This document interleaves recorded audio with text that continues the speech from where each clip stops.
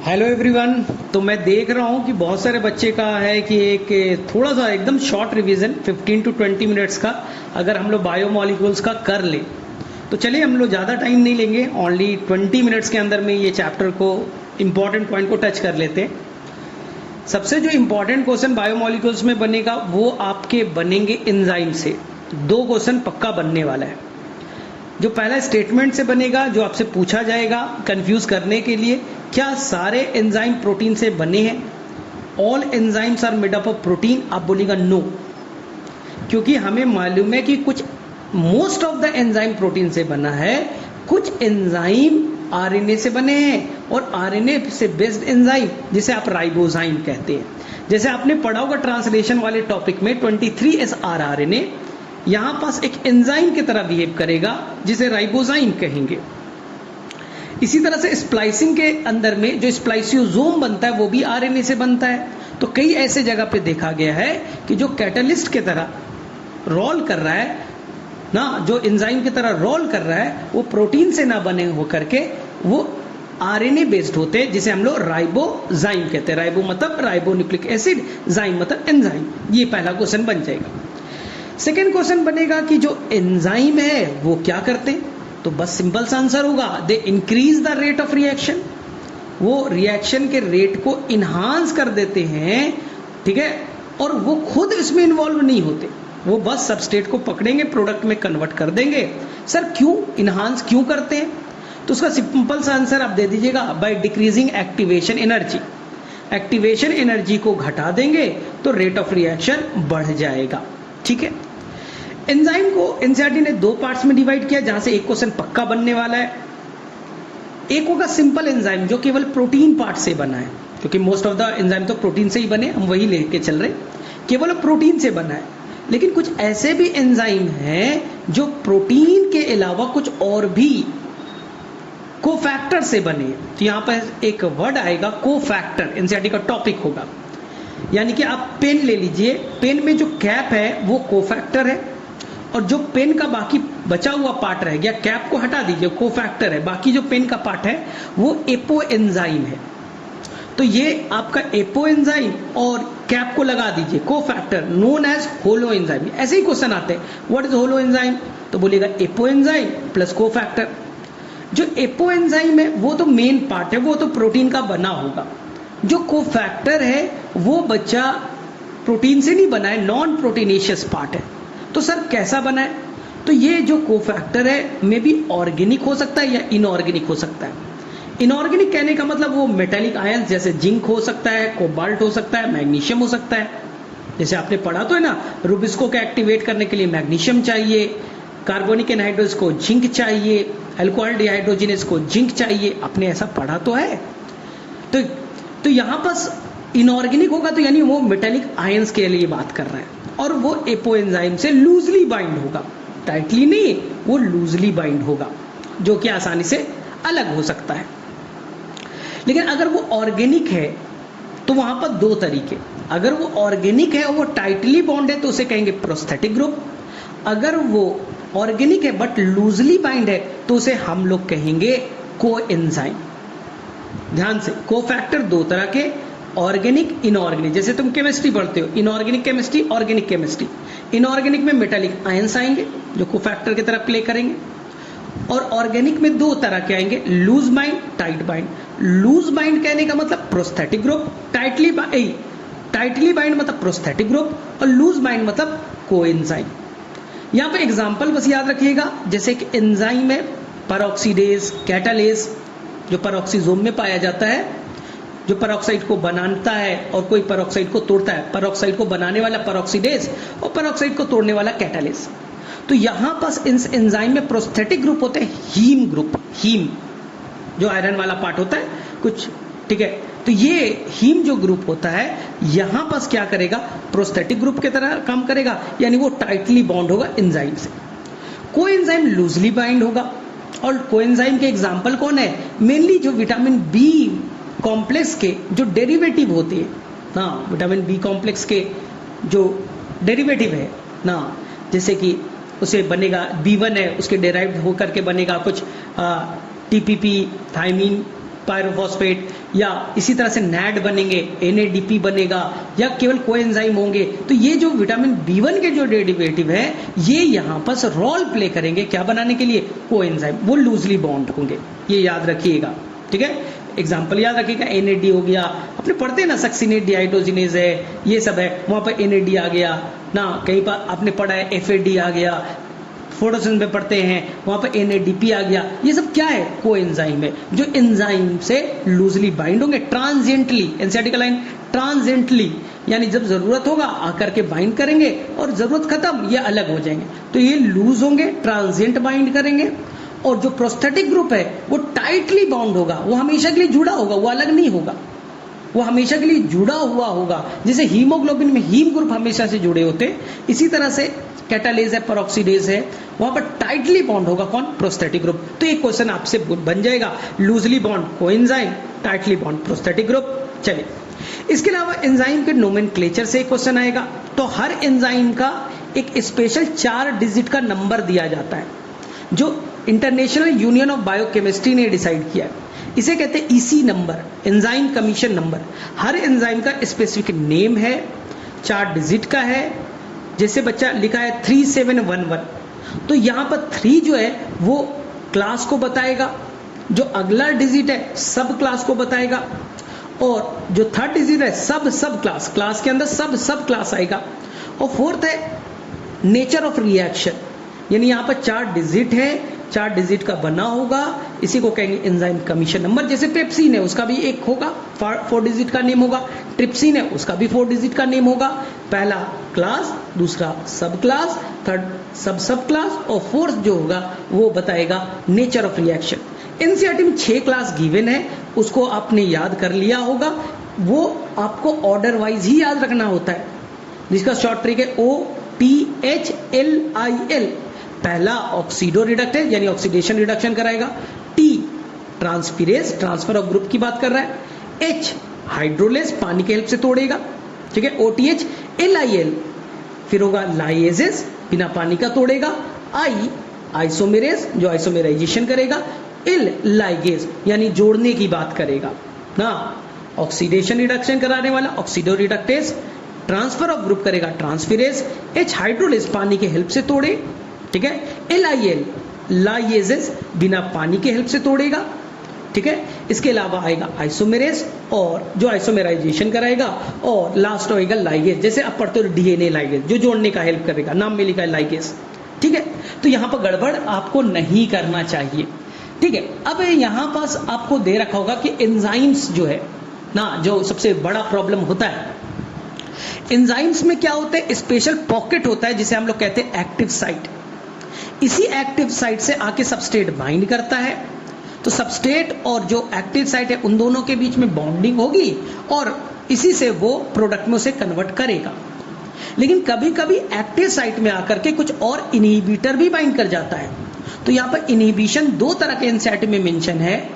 अगर जो इनहिबिटर हो वो सबस्ट्रेट के तरह दिखने में हो ना, अभी आप एम्स का एग्जाम देने जा रहे हैं, नीट का एग्जाम देने जा रहे हैं, तो एम्स में बच्चे एक ही सीट है, अब 2 बच्चे हैं, दोनों सिमिलर दिखते हो, दोनों का एम्स का ही सीट चाहिए, यानी 2 लोग हैं, एक सबस्ट्रेट है एक इनहिबिटर है, दोनों को एक्टिव साइट से ही जाके बाइंड करना है, दोनों सिमिलर है दिखने में, इसलिए इसे कहेंगे कॉम्पिटिटिव इनहिबिटर ना, यानी दोनों सबस्ट्रेट और इनहिबिटर दोनों दिखने में एक समान है, दोनों जाकर के एक्टिव साइट से बाइंड कर सकता है। जाहिर सी बात है, जिसका अमाउंट ज्यादा होगा वो जाकर के बाइंड कर जाएगा ना, लेकिन ये रिवर्सिबल है, यानी कि अगर इनहिबिटर जाके बाइंड कर गया, आपने सबस्ट्रेट का अमाउंट बढ़ाया तो इनहिबिटर को हटा देगा, सबस्ट्रेट वहां पर वापस से बाइंड कर जाएगा। एग्जाम्पल याद करके जाइएगा, एग्जाम्पल एनसीईआरटी में मेंशन है, द एग्जाम्पल है सक्सिनेट और मैलोनेट वाला।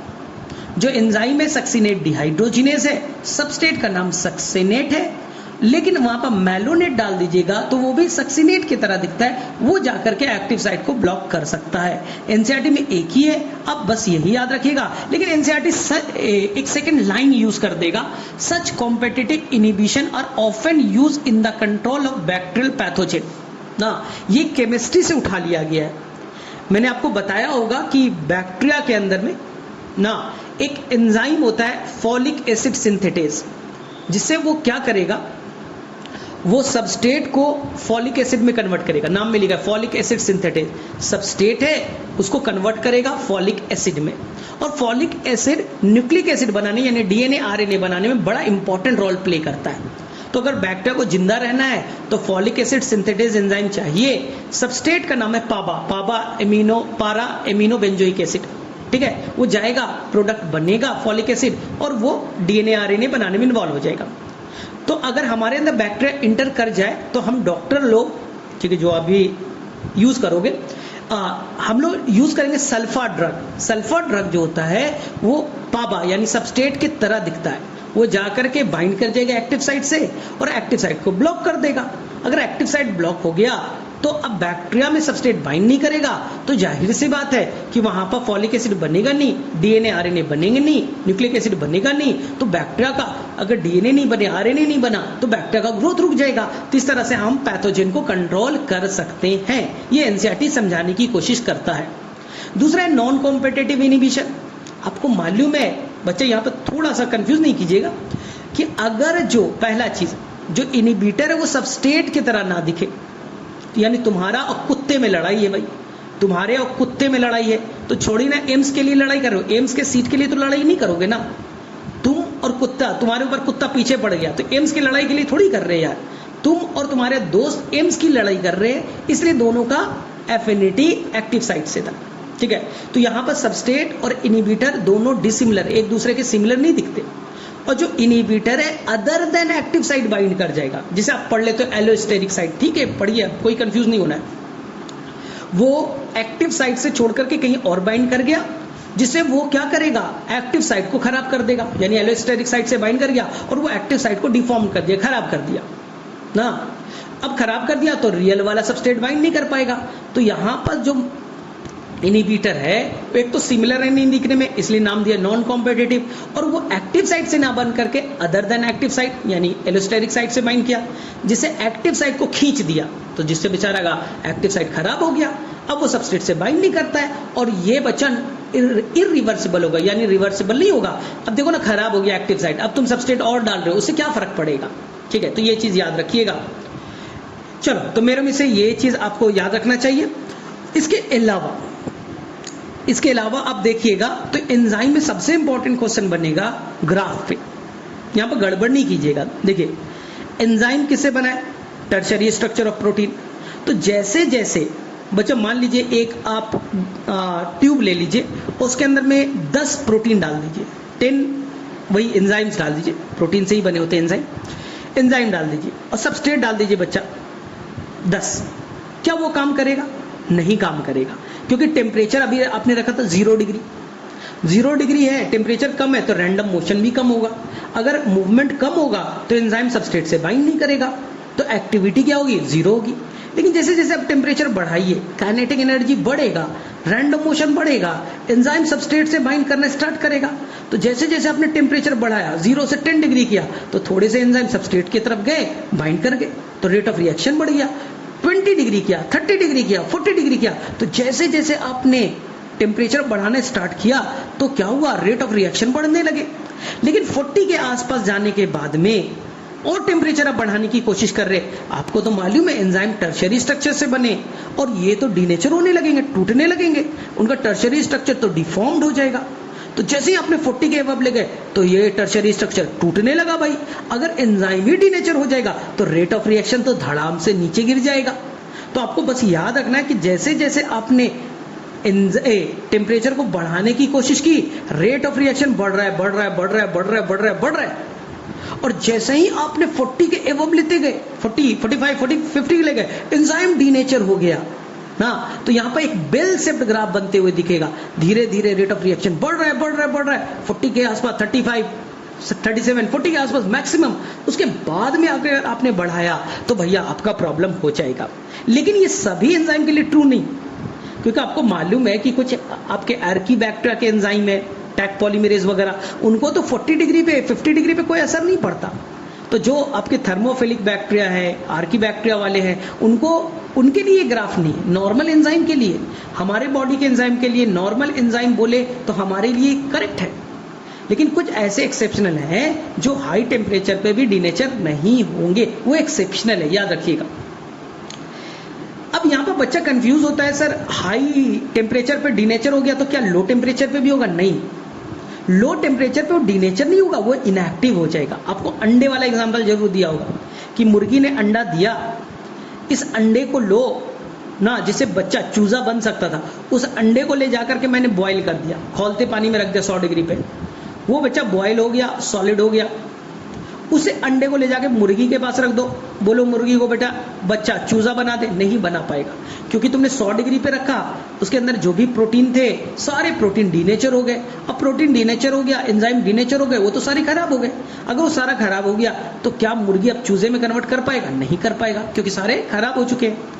लेकिन अगर मुर्गी ने अंडा दिया और इस अंडे को ले जाके फ्रीजर में डाल दो, -20 पे डाल दो, 1 हफ्ता छोड़ दो, क्या वहां डीनेचर हो जाएगा? नहीं होगा। वहां से निकालो -20 से और मुर्गी के पास ला करके रख दो, मुर्गी उसी पे बैठेगी, चूजा बन जाएगा। इसका मतलब है कि जब आपने माइनस में टेम्परेचर दिया तो वो डीनेचर नहीं हुआ था, वहां इनएक्टिव हुआ था। तो बच्चा गड़बड़ क्या करता है? इनएक्टिव मतलब सीज कर गया, -20 है ना, एंजाइम भी है, सबस्ट्रेट भी है, सीज कर गया है, कोई रैंडम मोशन नहीं है, इसलिए वो चुप से। इसलिए तो हम लोग -196 पे पॉलन ग्रेन को रखते हैं, स्पर्म को रखते हैं, क्रायो प्रिजर्वेशन करते हैं कि भाई टेम्परेचर अब मैंने -196 कर दिया, वहां डीनेचर नहीं हो रहा है, वहां इनएक्टिव है। तो लो टेम्परेचर पे इनएक्टिव होता है और हाई टेम्परेचर 50 कर दिया, 55 कर दिया, वहां डीनेचर होता है। तो याद रखना, एंजाइम में अगर टेम्परेचर बहुत ज्यादा घटा दिया, ड्रास्टिकली घटाया, डीनेचर नहीं होगा, वो इनएक्टिव होगा। और हाई टेम्परेचर कर दिया तो वो डीनेचर हो जाएगा। ये बड़ा इंपॉर्टेंट है, क्योंकि पीएच में इसका उल्टा होगा। पीएच, हमारा एंजाइम 7 पीएच पे मैक्सिमम एक्टिव है, क्योंकि न्यूट्रल पीएच है, इसी पे सभी एंजाइम काम करना पसंद करते हैं हमारे एंजाइम। ठीक है, हाँ कुछ एक्सेप्शन है कि पेप्सिन 1.8 पे करेगा, ट्रिप्सिन 8.5 पे करेगा, वो एक्सेप्शन है। नॉर्मल एंजाइम की बात करें तो 7 पीएच पे मैक्सिमम एंजाइम हमारे काम करते हैं। अगर तुमने पीएच को घटाया, कर दिया 4, 3, 2, 1, एसिडिक कंडीशन है, एंजाइम डीनेचर हो जाएगा, डीनेचर हो गया, एंजाइम की एक्टिविटी खत्म। इसी तरह से अगर एंजाइम को अगर तुमने बेस डाला, अल्कली डाला, पीएच को बढ़ाया, 10, 11, 12 कर दिया, तो वहां पर बेस आएगा, वो भी डीनेचर कर देगा। तो पीएच वाले ग्राफ में याद रखना 7 पे वो एक्टिव है, 7 से ऊपर बेसिक कंडीशन में भी डीनेचर और एसिडिक कंडीशन में भी डीनेचर होगा, जबकि टेम्परेचर में 37 पे वो एक्टिव था, 37 से ऊपर हाई टेम्परेचर पे डीनेचर और 37 से नीचे लो टेम्परेचर पे इनएक्टिव होगा, डीनेचर नहीं होगा। पीएच में दोनों एक्सट्रीम पे, हाई पीएच पे, लो पीएच पे डीनेचर करेगा, ठीक है, लेकिन टेम्परेचर में हाई टेम्परेचर पे डीनेचर होगा, लो टेम्परेचर पे इनएक्टिव होगा। यहां से एक क्वेश्चन जरूर बन जाता है। चलिए, तीसरा है जो केएम और वीमैक्स वाला है। आपने बच्चा ले लिया, एंजाइम लिया, मान लीजिए बच्चा 10 एंजाइम है, आप उसमें सबस्ट्रेट डाला। जैसे ही आप सबस्ट्रेट डालिएगा तो रेट ऑफ रिएक्शन क्या होगा? बढ़ेगा। आपने सबस्ट्रेट डाला तो एंजाइम उसे बाइंड करेगा। आपने 37 टेम्परेचर रखा है, पीएच 7 रखा है, एंजाइम 10 है, मैंने सबस्ट्रेट डाला। जैसे ही सबस्ट्रेट डालिएगा तो सबस्ट्रेट का कंसंट्रेशन बढ़ेगा तो एंजाइम की एक्टिविटी बढ़ेगी। तो अब धीरे धीरे बढ़ते जा रहा है, बढ़ते जा रहा है। एक टाइम आएगा कि 10 के 10 जो एंजाइम है, सब में एक एक एक्टिव साइट था, सब ने एक एक सबस्ट्रेट से बाइंड कर लिया। तो अब इस कंडीशन पे सारे एंजाइम, 10 एंजाइम थे, सभी के एक्टिव साइट सबस्ट्रेट से बाइंड हो चुके हैं, वो सैचुरेट कर चुके हैं। अब और सबस्ट्रेट डालिए, अब बच्चा और सबस्ट्रेट डालिए, तो रेट ऑफ रिएक्शन, क्या रिएक्शन का रेट बढ़ेगा? नहीं, क्योंकि सर हमारे पास 10 एंजाइम थे, सबस्ट्रेट डालते गए, एक टाइम आया सभी सबस्ट्रेट से एंजाइम बाइंड कर गया। तो अब बताइए बच्चा, अब रेट ऑफ रिएक्शन बढ़ेगा क्या? नहीं बढ़ेगा, क्योंकि वो कांस्टेंट हो गया। और बढ़ाओ, नहीं बढ़ेगा। तो मान लीजिए हमें बच्चा लोग 10 सबस्ट्रेट डाला था, 10 एंजाइम थे ना, 10 एंजाइम थे, और मान लो बच्चा हमने डाला था 100 सबस्ट्रेट। 10 नहीं बच्चा, 10 नहीं, यहाँ पर बच्चा कंफ्यूज कर जाता है। हम सबस्ट्रेट डालते गए, कुछ सबस्ट्रेट जाके बाइंड करेगा, दो कुछ अनबाइंडेड रह जाएंगे। तो जैसे जैसे हमने डाला, तो 100 सबस्ट्रेट डाला, उसमें से 10 जाकर के बाइंड कर गए, ठीक है। तो बताइए मैक्सिमम वेलोसिटी Vmax पहुंचने के लिए कितने सबस्ट्रेट चाहिए? सर 100 चाहिए। मैक्सिमम वेलोसिटी यानी जहां पर एंजाइम सभी के सभी सबस्ट्रेट से बाइंड कर जाए। कितने चाहिए था सबस्ट्रेट, कितना हमने डाला, 100 डाला, जिसमें से 10 जाके बाइंड कर गए। तो Vmax पे पहुंचने के लिए सबस्ट्रेट का कंसंट्रेशन कितना चाहिए था, 100। तो आप लिख दीजिए बच्चा Vmax कब पहुंचा, सबस्ट्रेट चाहिए था 100। अब मुझे Vmax के आधे पे पहुंचना है, यानी कि मुझे एंजाइम के केवल 5 एक्टिव साइट को ब्लॉक करना है। Vmax का आधा आना है। मैक्सिमम कब पहुंचा था, जब सारे एंजाइम 10 सबस्ट्रेट से बाइंड किया। अब मुझे उसके हाफ पे आना है, यानी आधे एंजाइम का एक्टिव साइट को ब्लॉक करना है। तो बताइए कितना चाहिए हमें सबस्ट्रेट। सर Vmax को पहुंचने के लिए 100 सबस्ट्रेट चाहिए था। तो सर Vmax का आधा पहुंचने के लिए सबस्ट्रेट का अमाउंट कितना चाहिए, सर चाहिए 50 चाहिए। तो यहां पर Vmax बाई 2, यानी इसी को बच्चा केम कहते हैं। केम मतलब कितना सबस्ट्रेट चाहिए Vmax के हाफ को अचीव करने के लिए। तो आंसर हो गया बच्चा लोग, आंसर हो गया केम का वैल्यू हो गया 50। केम सबस्ट्रेट कंसंट्रेशन कितना चाहिए Vmax को आधा अचीव करने के लिए, आंसर इज द 50 हो गया। लेकिन कोई एंजाइम की एक्टिविटी बच्चा एफिनिटी अच्छी है, एफिनिटी अच्छी है, तो हमने क्या किया, वही एंजाइम को लिया, अब मैंने दूसरे सबस्ट्रेट को ऐड किया। ठीक है, मैंने सबस्ट्रेट को ऐड किया। जिसे मैंने सबस्ट्रेट ऐड किया उसकी एफिनिटी बच्चा सबस्ट्रेट से अच्छी है। जब सबस्ट्रेट से उसकी एफिनिटी अच्छी है तो उसे बच्चा 100 नहीं चाहिए Vmax पहुंचने के लिए, 70 ही चाहिए। 7, क्योंकि एफिनिटी अच्छी है सबस्ट्रेट से तुरंत बाइंड कर जाएगा। तो अब Vmax पहुंचने के लिए कितना चाहिए, 70। अब केम पहुंचने के लिए 35 भी तो चाहिए ना, Vmax बाई हाफ केम हो जाता है। तो अब बताइए पहले एंजाइम को केम कितना था, 50 था, क्योंकि इसकी एफिनिटी कम थी।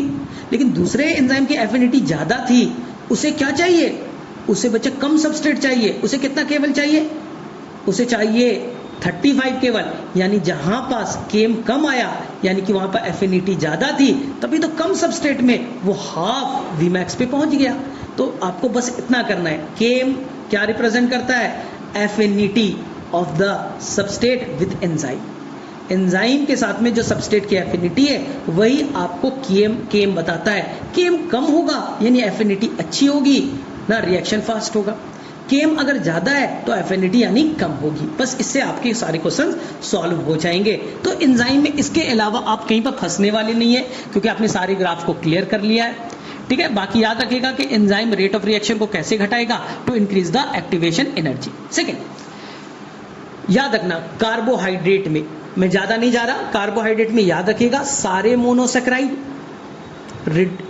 रिड्यूसिंग नेचर के होंगे। फेलिंग सॉल्यूशन, बेनेडिक्ट सॉल्यूशन डालिए तो वो रिड्यूसिंग नेचर के होंगे। सर क्यों, क्योंकि उसके अंदर में जो बच्चा फंक्शनल ग्रुप पे जो कार्बन है ना, यानी एनोमेरिक कार्बन है, उस पे बच्चा फंक्शनल ग्रुप फ्री फॉर्म में मौजूद है, इसलिए वो बेनेडिक्ट सॉल्यूशन फेलिंग सॉल्यूशन पे पॉजिटिव रिजल्ट देगा ना। तो जितने भी मोनोसेक्राइड है वो रिड्यूसिंग शुगर है, जितने भी डाइसेक्राइड है वो भी रिड्यूसिंग है, एक्सेप्ट बच्चा सुक्रोज, एक्सेप्ट सुक्रोज वो बच्चा नॉन रिड्यूसिंग है। इसी अलावा एनसीईआरटी में नहीं है, आपको याद भी नहीं करना है, ट्री हेलोज मैंने पहले बता रखा होगा, वो भी नॉन रिड्यूसिंग होता है। लेकिन आपका क्वेश्चन केवल सुक्रोज से बनने वाला है, चलिए याद रख लीजिएगा। सर पॉलीसेक्राइड, पॉलीसेक्राइड बेटा बहुत बड़े हैं, ये नॉन रिड्यूसिंग होते हैं। स्टार्च नॉन रिड्यूसिंग है, ग्लाइकोजन नॉन रिड्यूसिंग है, सेलुलोज नॉन रिड्यूसिंग है। आपसे सेलुलोज से क्वेश्चन आएगा, ये बच्चा किससे बना है, तो बता दीजिएगा ये बना है बीटा डी ग्लूकोज से।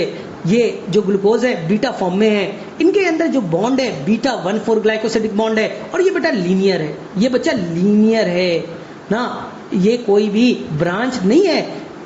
कौन है मोनोमर, कौन है बीटा डी ग्लूकोज, बॉन्डिंग कौन सी है बीटा 1,4 ग्लाइकोसिडिक बॉन्ड, और ये बच्चा लीनियर है। ये हमारे बॉडी के अंदर अगर चले गए तो हम डाइजेस्ट नहीं कर पाएंगे, यानी हम खाते हैं अनडाइजेस्टेड फॉर्म में निकल जाएगा। हमारे लिए डॉक्टर बोलता भी है कि सेलुलोजिक फूड खाइए, क्योंकि हमारे अंदर जाएगा, डाइजेस्ट तो होगा नहीं, लेकिन पेरिस्टाल्टिक मूवमेंट को ये बढ़ा देगा, जिससे फूड आसानी से आपका डाइजेस्ट हो सके। चलिए सेकेंड, सर स्टार्च में कौन सा बॉन्ड होगा, स्टार्च को 2 पार्ट्स में डिवाइड करो, एक बच्चा एमाइलोज और एक बच्चा एमाइलोपेक्टिन। जहां पर बच्चा ब्रांचिंग नहीं है वो पार्ट एमाइलोज कहलाएगा, जहां पर ब्रांचिंग नहीं है ना तो वो पार्ट क्या कहलाएगा, एमाइलोज कहेगा, और जहां बच्चा ब्रांच्ड है वहां एमाइलोपेक्टिन कहलाएगा। एमाइलोज के अंदर में ग्लूकोज जो होगा वो बच्चा अल्फा डी ग्लूकोज होगा, अल्फा होंगे, और जो बॉन्डिंग होगा अल्फा 1,4 होगा, अल्फा 1,4 होगा, अल्फा 1,4 ग्लाइकोसिडिक बॉन्ड होगा। और जो एमाइलोज होता है ना वो बच्चा हेलिकल बन जाता है, हेलिकल, जिसे जब आयोडीन आप डालिएगा तो उसे हेलिक्स में ट्रैप हो जाएगा। कौन? आयोडीन। इसलिए ब्लू ब्लैक टेस्ट दे देता है। जो एमाइलोपेक्टिन है बच्चा यहां पर गड़बड़ कर देता है। एमाइलोपेक्टिन जो है वहां पर बच्चा ब्रांचिंग होगा, यानी लीनियर स्ट्रक्चर तो है, लीनियरिटी तो है, लेकिन बीच बीच में ब्रांच निकल गए। हर 25 ना गैप के बाद में एक नया ब्रांच बन गया। सर इसमें बॉन्डिंग बताइए। तो बॉन्डिंग जो होगा अल्फा डी ग्लूकोज है। जो बच्चा लीनियर है इसके अंदर भी लीनियर वाला पार्ट है, जो लीनियर वाला है उसमें अल्फा 1,4 होगा, और जहां जहां से ब्रांच निकला अल्फा 1,6 होगा। यानी एमाइलोपेक्टिन में अल्फा 1,4 के साथ अल्फा 1,6 भी होगा। कहां पर अल्फा 1,6? जहां जहां ब्रांच बनेंगे अल्फा 1,6 आएंगे। और ये कोई हेलिकल स्ट्रक्चर में नहीं होगा, ये बच्चा आयोडीन से रिएक्ट नहीं करेगा। ठीक है, तो याद रखना है स्टार्च के दो पार्ट, एमाइलोज, एमाइलोपेक्टिन। बॉन्डिंग कौन सा एमाइलोज में? अल्फा 1,4, अल्फा 1,6 नहीं होगा क्योंकि ब्रांचिंग नहीं है। ये कैसा होगा? ये हेलिकल होगा, आयोडीन से रिएक्ट करेगा, टेस्ट देगा। चलिए, एमाइलोपेक्टिन में अल्फा 1,4 और अल्फा 1,6 दोनों होंगे। कौन सा बॉन्ड? अल्फा 1,4।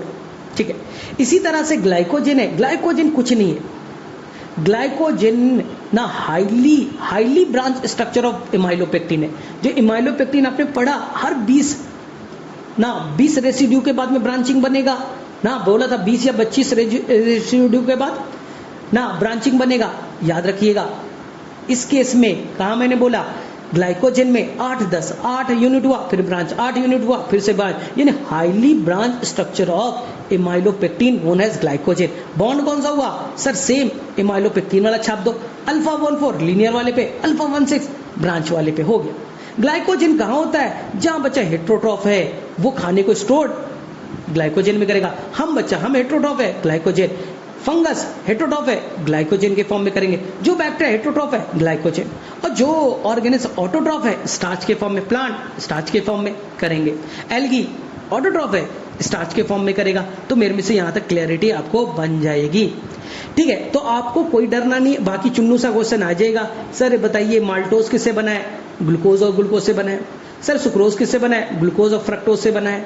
सर लैक्टोज किससे बना है? ग्लूकोज और गैलेक्टोज से बना है। बॉन्ड में मत फंसिए क्योंकि एनसीईआरटी में बॉन्ड नहीं दे रखा है। नहीं अब जानना है 1, 2, 1, 4, भूल जाइए।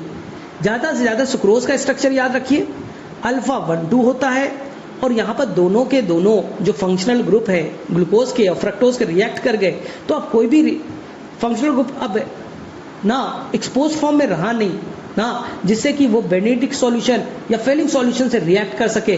तो जो सुक्रोज होगा उसमें फंक्शनल ग्रुप एब्सेंट है, इसलिए दोनों रिएक्ट कर चुके हैं, इसलिए वो नॉन रिड्यूसिंग शुगर होंगे। तो ठीक है, ये याद रखिएगा। और जो भी मोनोसेकेराइड है ना, वो याद रखिएगा आपको क्या होगा। यहाँ पर गड़बड़ नहीं करना है।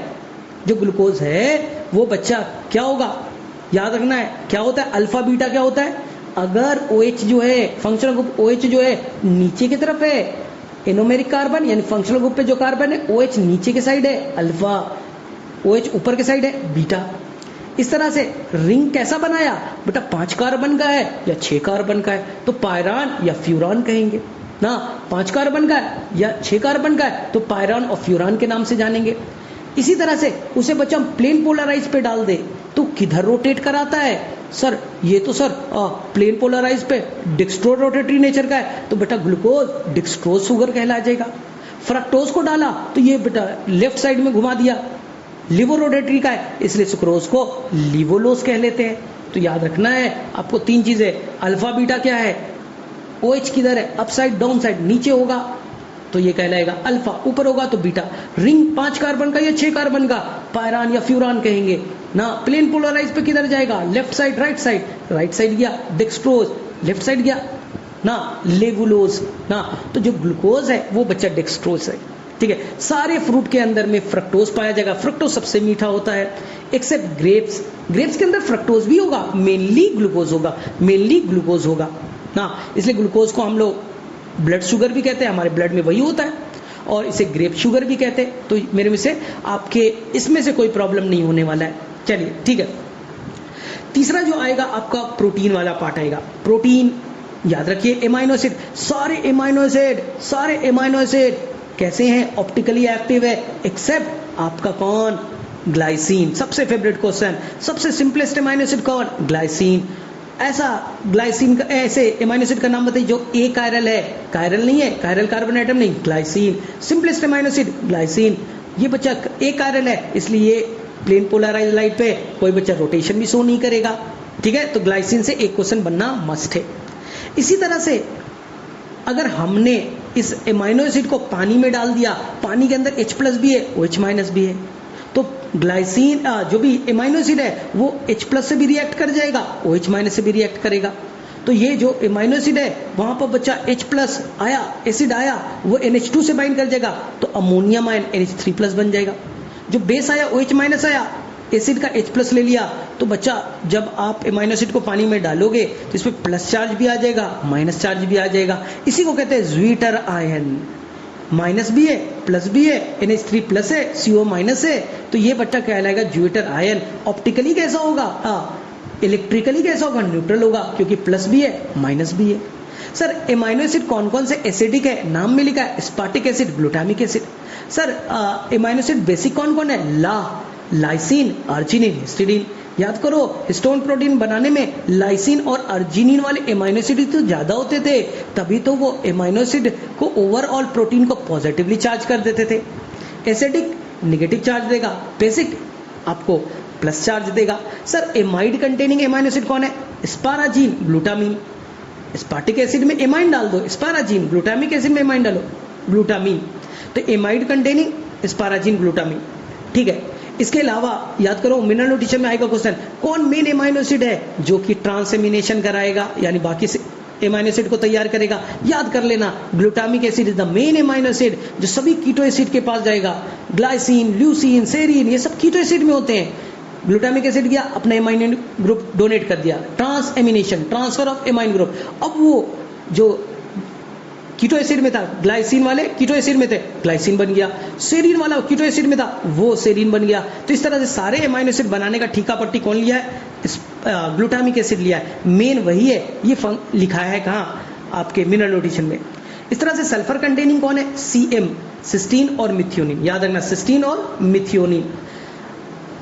चलिए, अब इसके बाद में सर हमारे अंदर में कौन कौन सा एसेंशियल एमाइनो एसिड है जो हमारा बॉडी नहीं बना सकता। याद रखें, इल-MPTTV, हाँ बता रखा है आपको, इल-MPTTV, आइसोल्यूसिन, ल्यूसिन, लाइसिन, इल-MP, मिथियोनिन, फिनाइलएलानाइन, TTV, टायरोसिन नहीं बच्चा, थ्रियोनिन, ट्रिप्टोफान, वैलिन।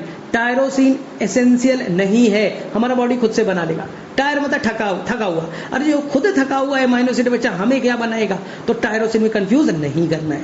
इसके अलावा जो भी और एमाइनो एसिड है वो सभी के सभी हमारा बॉडी खुद से बना सकता है। बच्चों के अंदर, इन्फेंट्स के अंदर 2 एमाइनो एसिड नहीं बन पाते, अर्जिनिन और हिस्टिडीन, इसलिए हम लोग इसे सेमी एसेंशियल कहते हैं। हम बचपन में होंगे तो अर्जिनिन हिस्टिडीन भी नहीं बना पाते थे, बाकी 8 और अर्जिनिन और हिस्टिडीन भी नहीं बना पाते थे, यानी 10 एमाइनो एसिड नहीं बना पाते थे, ठीक है। इसलिए हम लोग कहा सेमी एसेंशियल। लाइफ में कुछ देर के लिए रिक्वायर्ड है बच्चों में, लेकिन एडल्ट में रिक्वायर्ड नहीं है। चलिए, प्रोटीन के स्ट्रक्चर से क्वेश्चन आएगा जहां पर तुम कंफ्यूज होते हो। प्रोटीन का लीनियर स्ट्रक्चर बना दिया, नया नवेला बना, लीनियर स्ट्रक्चर है, केवल पेप्टाइड बॉन्ड है प्राइमरी स्ट्रक्चर। उसको बच्चा घुमा दो ना तो वो सेकेंडरी बन गया, घुमा दो उसे तो अल्फा हेलिक्स फॉर्म में घूम सकता है या बीटा प्लेटेड। तो सेकेंडरी के 2 फॉर्म है, अल्फा हेलिक्स, बीटा प्लेटेड। 2 तरह के बॉन्ड, हाइड्रोजन बॉन्ड और पेप्टाइड बॉन्ड। हाँ, हाइड्रोजन बॉन्ड और पेप्टाइड बॉन्ड। याद रखना, पेप्टाइड बॉन्ड स्ट्रांग होता है, हाइड्रोजन बॉन्ड वीक होता है। थोड़ा सा टेम्परेचर दोगे हाइड्रोजन बॉन्ड टूट जाएगा और पूरा का पूरा सेकेंडरी प्राइमरी में लौट जाएगा। इस प्रोसेस को डिनेचुरेशन कहते हैं। बच्चे को लगता है डिनेचुरेशन का मतलब है सारे एमाइनो एसिड का, सारे पेप्टाइड बॉन्ड का टूटना, नहीं। डिनेचुरेशन का मतलब है पेप्टाइड बॉन्ड इंटैक्ट रहे, यानी प्राइमरी स्ट्रक्चर में आ जाए, सेकेंडरी से प्राइमरी आना, टर्शरी से प्राइमरी आना, क्वाटरनरी से प्राइमरी में आना, ये डिनेचुरेशन है। पेप्टाइड बॉन्ड कैसा है, कोवेलेंट बॉन्ड है, वो नहीं टूट सकता। चलिए, टर्शरी क्या होता है सर? हाँ, मेनली हमारे enzymes, most of the enzymes, हमारे most of the protein tertiary में होते हैं। यहाँ पर 2 तरह के बॉन्ड मिलेंगे, एक बच्चा एमाइड और पेप्टाइड बॉन्ड मजबूत वाला, अंदर में बच्चा हाइड्रोजन बॉन्ड है वीक है, इलेक्ट्रोस्टैटिक बॉन्ड है वीक है, डाइसल्फाइड बॉन्ड है, ये भी एक तरह का कोवेलेंटी बॉन्ड है, डाइसल्फाइड भी। हाइड्रोफोबिक बॉन्ड है, वीक इंट्रैक्शन है, ये नॉन कोवेलेंट बॉन्ड है। तो जब आप डीनेचर कीजिएगा सर कैसे, टेम्परेचर बढ़ा दीजिए, हेवी मेटल्स के सॉल्ट डाल दीजिए, पीएच को बढ़ा दीजिए या घटा दीजिए, ये बच्चा डीनेचरिंग एजेंट है। हाई टेम्परेचर डाल दीजिए, पीएच को घटा दीजिए या बढ़ा दीजिए, हेवी मेटल्स के सॉल्ट डाल दीजिए, पीबी डाल दीजिए, लेड डाल दीजिए, ये डीनेचर कर देते हैं। हाँ, तो ये बच्चा टर्शरी को सारे को non covalent bond, weak bond, hydrophobic bond, electrostatic bond, hydrogen bond, इनको तोड़ देगा और ये वापस से बच्चा प्राइमरी में लौट जाएगा। डाइसल्फाइड बॉन्ड भी टूट जाएंगे, तो ये पूरी तरह से प्राइमरी में लौट जाना, इसी को कहते हैं बच्चा डीनेचुरेशन। तो यहाँ पर कंफ्यूज नहीं होना है, डीनेचुरेशन के अंदर कभी भी पेप्टाइड बॉन्ड नहीं टूटेगा। डीनेचर कर दीजिए, ये पेप्टाइड बॉन्ड इंटैक्ट रहेगा, केवल नॉन कोवेलेंट बॉन्ड वीक वाले टूट जाएंगे ना, इसलिए हम हाई टेम्परेचर पे सर्वाइव नहीं कर सकते। चलो इसी तरह से बच्चा क्वाटरनरी है। सर क्वाटरनरी में होता क्या है, जैसे बच्चा कुछ प्रोटीन रहते हैं उसमें एक से ज्यादा पॉलीपेप्टाइड चेन होता है, जैसे हीमोग्लोबिन 4 चेन है, तो जो एक चेन है ना, एक चेन अल्फा चेन है, वो बच्चा टर्शरी है, वो बच्चा टर्शरी है। केवल एक चेन वाला प्रोटीन होगा तो वो टर्शरी है। ऐसे से एक से ज्यादा चेन, ऐसे से एक से ज्यादा चेन आपस में जुड़ जाएंगे, जैसे 2 अल्फा 2 बीटा जुड़ गया, चारों आपस में इंटरेक्ट किए, एक नया कॉन्फ़िगरेशन तैयार कर दिया, नाम क्या हो गया, क्वाटरनरी। जैसे हीमोग्लोबिन क्वाटरनरी है, मायोग्लोबिन एक ही चेन का बना है तो वो टर्शरी है। तो जिसमें एक से ज्यादा पॉलीपेप्टाइड चेन हो गए वो क्वाटरनरी है ना। जैसे बच्चा आप पढ़ते हो आरएनए पॉलीमरेज ना, तो उसमें बहुत सारे होते हैं, अल्फा बीटा क्या क्या होते हैं ना, तो वो बच्चा हो गया क्या आपका क्वाटरनरी हो गया। इसको भी डीनेचर करोगे तो प्राइमरी में लौट जाएगा। तो मेरे में से आप प्रोटीन से कोई भी क्वेश्चन गड़बड़ नहीं कीजिएगा। कार्बोहाइड्रेट का मैंने बता दिया, मैंने एंजाइम्स के भी आपने बता दिया, ठीक है। और ये सब बच्चा अब गड़बड़ नहीं करना है आपको कि सर सेकेंडरी मेटाबोलाइट्स क्या है, प्राइमरी क्या है। जो प्लांट को, जो बच्चा प्लांट को मेटाबॉलिक एक्टिविटी के लिए, मेन फंक्शन करने के लिए, मेटाबॉलिज्म करने के लिए जो चाहिए, जैसे प्रोटीन चाहिए, एंजाइम चाहिए, कार्बोहाइड्रेट चाहिए, लिपिड चाहिए, न्यूक्लिक एसिड चाहिए, ये तो बड़ा इंपॉर्टेंट है, ये तो बहुत इंपॉर्टेंट है। तो जो सेल के मेटाबॉलिज्म में, ऑर्गेन्स के मेन फंक्शन के लिए रिक्वायर्ड होंगे वो प्राइमरी मेटाबोलाइट है। लेकिन कुछ प्लांट डिफेंस के लिए या और कुछ करने के लिए वो एक्स्ट्रा कुछ केमिकल्स बनाएगा, इसे सेकेंडरी मेटाबोलाइट कहेंगे। जैसे प्लांट लेटेक्स बनाएगा, रबर बनाएगा, गम्स बनाएंगे, वो अदर फंक्शन करने के लिए, हो सकता है डिफेंस करने के लिए, या उसके बारे में हमें मालूम भी नहीं है और डिटेल हमें मालूम भी नहीं है क्यों बनाता है, तो अदर फंक्शन करने के लिए, डिफेंस करने के लिए बनाएगा, तो उसे सेकेंडरी मेटाबोलाइट कहेंगे। वो कॉलम को अच्छे से देख लीजिएगा, उस कॉलम को अच्छे से रीड कर लीजिएगा। एक क्वेश्चन पक्का वहीं से आएगा कि सर सेकेंडरी मेटाबोलाइट के कौन कौन से एग्जाम्पल हैं, जो भी लिखा है बच्चा वहां पर रट्टा मार लीजिएगा, रट्टा मार लीजिएगा। सेलुलोज भी सेकेंडरी मेटाबोलाइट में लिखे है, रट्टा मार लीजिएगा ना। लैटेक्स हो, गम्स हो, रेजिन्स हो, जो भी है। प्राइमरी मेटाबोलाइट तो बच्चा प्रोटीन है, वो न्यूक्लिक एसिड है, डीएनए है, आरएनए है, प्रोटीन है, लिपिड है, वो प्राइमरी मेटाबोलाइट है, ठीक है। इसके अलावा सर हम लोग कंफ्यूज करते हैं कि सर माइक्रोमोलिक्यूल, मैक्रो, आपको मालूम है ना कि हमने लीफ लिया, लीफ को बच्चा क्रश कर दिया, चूर दिया मोटार एंड पेस्टल में, और वहां ट्राइक्लोरो एसिटिक एसिड डाल दिया, उसमें हमने मिक्स करके डाल दिया। अब चीज क्लॉथ यानी जिसे आप लोग बच्चा पनीर बनाते हैं, उसी कपड़े को लगा दीजिए, ऊपर से बच्चा पूरा सॉल्यूशन निकालिए ना, ट्राइक्लोरो एसिटिक एसिड में जो पूरे सेल के क्रश सॉल्यूशन जो थे, लीफ था, लीफ को क्रश किया और सारे पूरे सॉल्यूशन को आपने क्या कर दिया, स्लरी बना दिया। अब उसे चीज क्लॉथ से क्रॉस कीजिए, जो बच्चा सॉल्युबल होगा, एसिड सॉल्युबल होगा, वो बच्चा इस चीज क्लॉथ से क्रॉस कर जाएगा और इसी को हम लोग कहेंगे फिल्ट्रेट, एसिड सॉल्युबल पुल कहलाएगा, जिसके अंदर माइक्रोमोलिक्यूल्स आएंगे, एमाइनो एसिड आ जाएगा, सिंपल शुगर आ जाएंगे, ग्लिसरॉल आ जाएगा ना, न्यूक्लियोटाइड्स आ जाएंगे, सिंपल मैक्रोमोलिक्यूल्स वाला आ जाएगा, मोनोमर वाले आ जाएंगे। और जो बेटा साइज बड़ा था, भारी था, ऊपर ही रह गया, जिसे एनसीईआरटी कहेगा रिटेंटेट, मैक्रोमोलिक्यूल्स वाले, रिटेंटेट बड़े वाले, तो वो बेटा ऊपर रह जाएंगे, जिसमें आ जाएंगे कौन, न्यूक्लिक एसिड आ जाएगा, जिसके अंदर में कार्बोहाइड्रेट्स आ जाएंगे, जिसके अंदर प्रोटीन्स आ जाएंगे। लिपिड में थोड़ा कंफ्यूजन है, लिपिड बेटा रिटेंटेट ही रहेगा, लेकिन उसका मॉलिक्यूलर वेट कम होता है। हमने एक डिफिनीशन बना दिया कि कौन मैक्रो है कौन माइक्रो है ना, कि जो 700 से कम वाला है वो माइक्रो है और जो बच्चा 700 से ज्यादा वाला है मैक्रो है। लेकिन लिपिड में एक्सेप्शन है, वो बच्चा माइक्रो के अंदर तो आता है, 700 से ज्यादा नहीं है, वो कम ही रखता है, वो कम ही है, माइक्रो मॉलिक्यूल्स है, लेकिन बच्चा वो फिल्ट्रेट के अंदर आ जाता है, फिल्ट्रेट के अंदर आ जाता है। तो ये चीज को ध्यान दीजिएगा। इसलिए हम लोग ट्रू मैक्रो मॉलिक्यूल्स उसे नहीं कहेंगे, क्योंकि हमारा डिफिनीशन 700 से ज्यादा को मैक्रो मॉलिक्यूल्स कहते थे, 7 से 100 से कम को माइक्रो मॉलिक्यूल्स कहते हैं। लिपिड बच्चा माइक्रो मॉलिक्यूल्स है, हाँ, लेकिन वो रिटेंटेट के फॉर्म में रह जाता है। सारे मैक्रो मॉलिक्यूल्स रिटेंटेट में होते थे ना, एक्सेप्ट बचा लिपिड, वेट कम होने के बावजूद भी रिटेंटेड में ही रह जाता था। तो यहां से क्वेश्चन बन ही जाता है। ठीक है, इसके अलावा न्यूक्लिक एसिड आपने अच्छे से कर ही लिया होगा। तो देखिए जहां पर कंफ्यूजन होता है वो सीख लीजिए। Sugar plus nitrogenous base nucleoside कहलाएगा, sugar plus nitrogenous base nucleoside कहलाएगा। SID, उसमें बच्चा फॉस्फोरिक एसिड जोड़ा तो न्यूक्लियोटाइड कहलाएगा। तो what is the difference between nucleoside और tide? Answer phosphoric acid. Sugar nitrogenous base nucleoside कहलाएगा, ठीक है, और उसमें हमने क्या डाल दिया, फॉस्फोरिक एसिड डाला, तो बच्चा न्यूक्लियोटाइड कहलाएगा ना। नाइट्रोजनस बेस अच्छे से देख करके जाइएगा, ठीक है, एनसीईआरटी में बने हुए फिगर एक बार अच्छे से रिवाइज कर लिए, देख लीजिएगा ऊपर ऊपर, 2 मिनट में दिख जाएगा आपको। जो प्यूरिन है डबल मेंबर 2 रिंग वाले हैं, यानी कि एडेनिन और गुआनिन, और बच्चा पिरिमिडीन जो है साइटोसिन, थाइमिन और यूरासिल है ना। एनसीईआरटी में फिगर बना है। आपको एक ही क्वेश्चन पूछा जाएगा, यूरासिल और थाइमिन में क्या डिफरेंस है, मॉलिक्यूलर बेसिस से रिलेट कर देंगे क्वेश्चन। तो आप बोल दीजिएगा कि दोनों में मिथाइल ग्रुप का ट्रांसफर ए डिफरेंस है। जो आपका थाइमिन है वो बच्चा 5 मिथाइल यूरासिल है, या यूरासिल में 5वें पोजीशन पे मिथाइल ग्रुप को ऐड करो तो वो बच्चा थाइमिन बन जाएगा। बस बच्चा क्लियर हो गया। फिर से बोल रहा हूं, एडेनिन प्लस शुगर है तो बच्चा न्यूक्लियोसाइड यानी एडिनोसाइन कहलाएगा। उसमें फॉस्फोरिक एसिड डाला तो एडिनाइलिक एसिड कहलाएगा, या एडिनोसाइन मोनोफॉस्फेट कहलाएगा। फिर से सुनो, एडेनिन प्लस शुगर न्यूक्लियोसाइड बना, नाम न्यूक्लियोसाइड है गुआनोसाइन। एडेनिन है तो एडिनोसाइन, गुआनिन है तो गुआनोसाइन, ठीक है। उसमें मैंने जोड़ दिया फॉस्फोरिक एसिड तो बन गया एडिनाइलिक एसिड या एडिनोसाइन मोनोफॉस्फेट। इसी तरह से गुआनिन प्लस शुगर गुआनोसाइन, एक phosphate guanylic acid. Thymine plus sugar thymidine, thymidylic acid या thymidine monophosphate. Uridine plus phosphoric acid uridylic acid या यूरिडीन मोनोफॉस्फेट। ये चीज याद रखिएगा। एनसीईआरटी में फिगर दे रखे लेसिथिन का, ये अच्छे से कर लीजिएगा।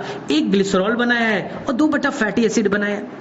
एक ग्लिसरॉल बना है CH2H CH2H CH2H, हाँ, तो ये ग्लिसरॉल में 2 फैटी एसिड जोड़िए, डाइग्लिसराइड बन गया। और तीसरे वाले पे बच्चा, तीसरे वाले पे वहां पर देखिए हमने कुछ एक्स्ट्रा उसमें जोड़ दिया है, NH वाला ग्रुप ना, NCH3 करके ऐसे जोड़ा हो गया होगा। तो लेसिथिन का स्ट्रक्चर डायरेक्टली नीट में पूछ देता है। फिगर को थोड़ा सा एक बार देख लीजिएगा, हो जाएगा, यानी ऊपर से देख लीजिएगा। तो ये चैप्टर लगभग बच्चा मैंने सारे इंपॉर्टेंट पॉइंट्स को डिस्कस कर दिया है। एंजाइम से 2 क्वेश्चन मस्ट बनेंगे, प्रोटीन से बनेगा डिनेचुरेशन के ऊपर में। एंजाइम में बच्चा वो कर्व बनेगा कि कहाँ डिनेचुरेशन होगा, हाई टेम्परेचर पे, लो टेम्परेचर पे। तो बोलिए लो टेम्परेचर पे नहीं, केवल हाई टेम्परेचर पे। पीएच में हाई पीएच लो पीएच दोनों पे डीनेचर हो जाएगा। तो मेरे में से ये अब आपका क्लियर हो जाना चाहिए। तो मोस्ट प्रोबेबली ये चैप्टर आपको अच्छे से समझ में आ गया होगा, ठीक है। बेस्ट ऑफ लक, आप आराम से जाइए, टेंशन नहीं है ना। इस लेक्चर को आपने देख लिया है ऑलरेडी, आपको सब कुछ आता है, ये इनफ होगा। Best of luck.